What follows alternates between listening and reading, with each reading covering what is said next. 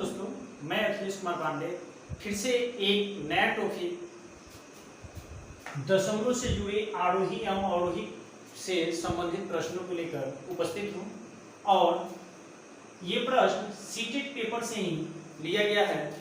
आपको हम दिखा देना चाहते हैं। यहाँ सवाल है कि निम्नलिखित संख्याओं में कौन सी संख्या अवरोही क्रम को निरूपित करती है। पर ये तो बात नहीं है कि अवरोही पूछा है तो आरोही नहीं पूछेगा। हो सकता है कि अवरोही पूछा इसके पहले पेपर में, तो अगले पेपर में आरोही भी पूछा जा सकता है। तो हम कोशिश करेंगे ऐसा कि आरोही हो या अवरोही, इससे बनी कोई भी प्रश्न हो तो हम उसका आंसर सही लगा दें, ताकि कम से कम ये नंबर तो जरूर गेन किया जा सके, प्राप्त हो सके। आइए हम कोशिश करते हैं आपको समझाने के लिए।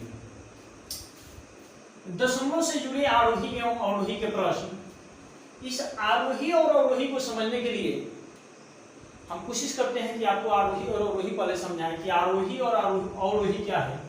आरोही में आ शब्द है, सुनिए, आरोही में आ, और आ के मतलब है कि आना। आ के मतलब आना। एक उदाहरण लेते हैं कि नहर में जब पानी आता है, नहर में, तो नहर में पानी आता है तो पहले क्या करता है कि धीरे धीरे आता है और उसमें पहले मिट्टी को भिगोता है, और इसके बाद थोड़ा सा ऊपर होता है, फिर उसके बाद ऊपर होता है, फिर उसके बाद पूरा फुल हो जाता है। तो वो जिस क्रम में आता है ना, उसको आरोही कहते हैं। आरोही यानी आने का क्रम, और आने का वैसा क्रम मान के धीरे धीरे बढ़ते जाए, तो उसी को आरोही बोलते हैं। और एक और बात सुनिए, मोबाइल में एक नेटवर्क देखते हैं ना, टावर जिसको बोलते हैं, तो ऐसे बढ़ा होता है ना, तो ये बढ़ रहा है। तो यदि बढ़ रहा है, छोटा से ऊपर की तरफ जा रहा है, तो आरोही। अब वही चीज माने इसके विपरीत, माने ज्यादा हो चुका है, पानी बढ़ चुका है, नहर का पानी पूरा फुल है, पूरा फुल। आई पानी का हुआ कि धीरे धीरे क्या हुआ कि कम हो जाए, यानी एक बार पूरा समाप्त हो जाए, तो उसको बोलते हैं अवरोही। यानी अधिक से कम की ओर जाना अवरोही, और कम से अधिक की ओर जाना, कम से अधिक की ओर जाना, उसको बोलते हैं आरोही। जैसे कि 2 3 4 है ना, तो ये क्रम से बढ़ रहा है। सुनिए, 2 के बाद 3, 3 के बाद 4, लेकिन इसी को अवरोही में कहा जाए, इसी को अवरोही में कहा जाए ना, तो पहले 4 फिर 3 और इसके बाद 2 लिखा जाएगा। तो सबसे पहले 12, इसके बाद उससे छोटा, फिर उस अंत में सबसे छोटा होता है। किसमें? अवरोही में। लेकिन आरोही में ना, आरोही में पहले छोटा और धीरे धीरे इस तरीके से बढ़ता है। आइए हम इसके कुछ फैक्ट समझते हैं कि आखिर इसके प्रश्न कैसे। सबसे पहले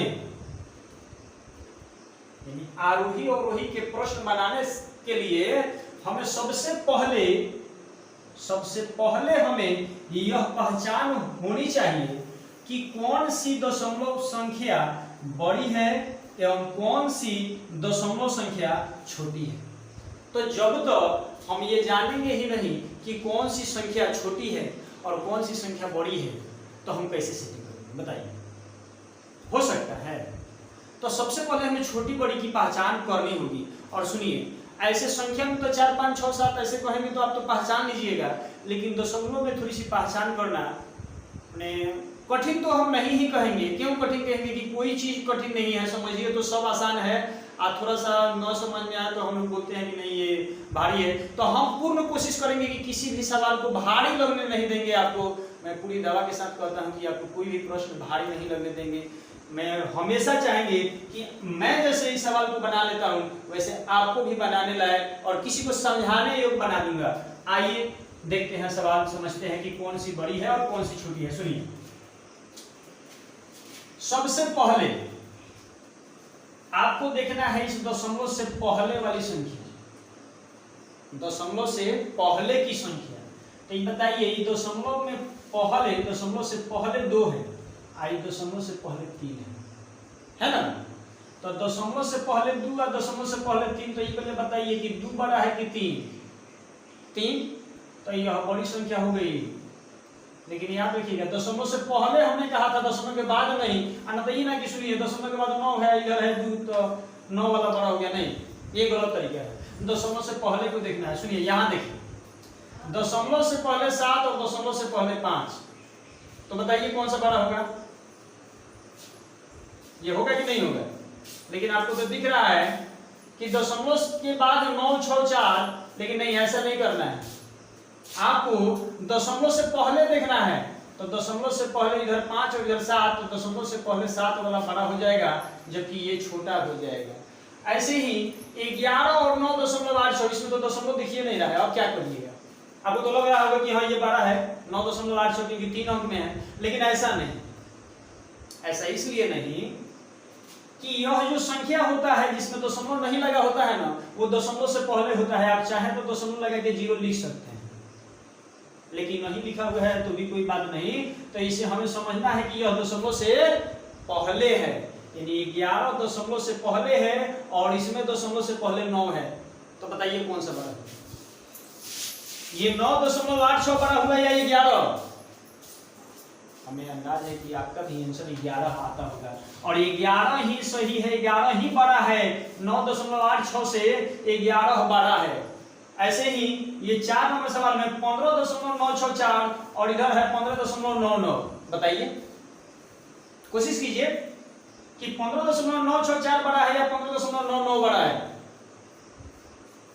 हमने क्या बोला था कि दशमलव से पहले देखना है, तो दशमलव से तो पहले बराबर है, तो क्या बराबर लगा दिया? नहीं, अरे दशमलव से पहले जो बराबर है ना, तो इसके बाद चलना है। सुनिए इसके बाद कैसे चला जाता है? ये दशमलव के बाद सुनिए, ये दशमलव हो गया ना, आज यदि इधर वाला बराबर हो गया, मान लीजिए यहाँ भी 5 यहाँ भी 5, तो इधर पहले के अंक से देखा जाता है। जैसे 7 है, यहाँ भी 7 है, तो अभी बराबर है। यहाँ 1 है और यहाँ 2 है, तो समझ लीजिए यही जैसे कनेक्शन कट गया, ये बड़ा हो गया। अब आगे कितना कुछ कोई कर ले, कोई दिक्कत की बात नहीं है, समझे ना? और इधर 9 है, इधर 1 है, इधर 9 है, इधर 6 है, लेकिन यह बड़ा हो चुका है तो बड़ा ही रहेगा। अब सुनिए 5.71 और यहाँ हुआ 5.72। अरे आगे की बात छोड़िए, नहीं तो यही जो बड़ा हो गया था, समझे? तो यहाँ भी थोड़ा सा कुछ माइंड लगे क्या? और बताइए ना कि इसमें कौन बड़ा है? 15.964 और यहाँ है 15.99, है ना? तो 15 तो ठीक है कि दशमलव के पहले बराबर हो गया, इधर पहला अंक भी बराबर हो गया, लेकिन दूसरे अंक के मामले में चलते हैं तो यहाँ 6 और यहाँ 9, तो यही बड़ा हो गया।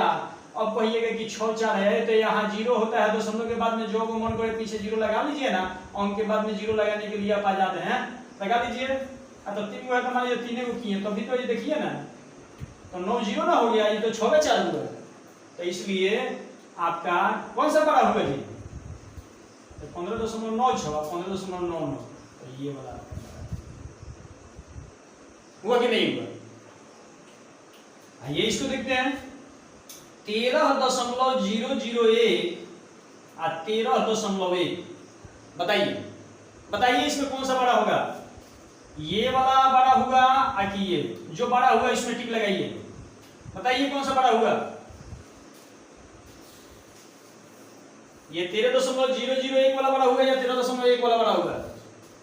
सुनिए भाई, मैं आपको फिर से कहता हूं कि जब तक यह बड़ा छोटा की पहचान नहीं करिएगा ना, तब तक आप आरोही और अवरोही का प्रश्न सही नहीं कर सकते हैं।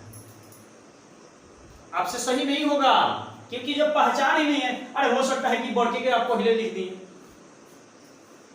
तो होगा सही। तो सबसे पहले आपको पहचान बनानी होगी कि कौन बड़ा है और कौन छोटा है।